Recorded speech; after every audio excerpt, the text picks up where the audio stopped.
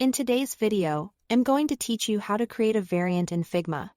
By the end, you will know how to turn an existing component into a flexible set of variations you can swap between quickly while you design.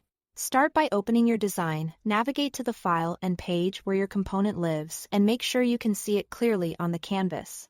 It helps to center it and zoom in a bit so you can easily spot the controls we're about to use. Next, select an existing component and click the plus icon at the top center of the screen. This action turns your single component into a component set and adds a new variant alongside the original. You will notice a dashed border appear around the set. This is Figma's way of showing that these items are related variants. From here, you can switch between them when using instances, which is the whole point of setting up variants. With the set created, look to the right design panel. Under the Properties section, click the plus icon and select Variant. This gives you another variant to work with and prepares the set for more structured organization. Think of variants as different versions of the same component, things like primary and secondary buttons, or small and large sizes, so having a clear structure will make your instances easier to manage later. Click the component set itself, the one with the dashed border.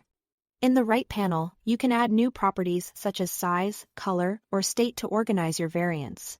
Properties are labels that help Figma and your teammates understand how variants differ.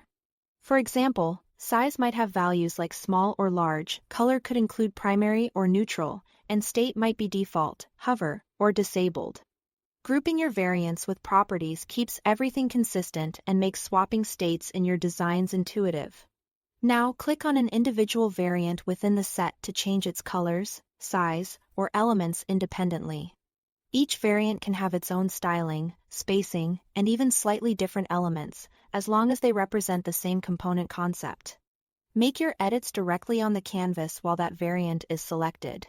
Keep the overall structure consistent, so instances behave predictably when you switch between variants.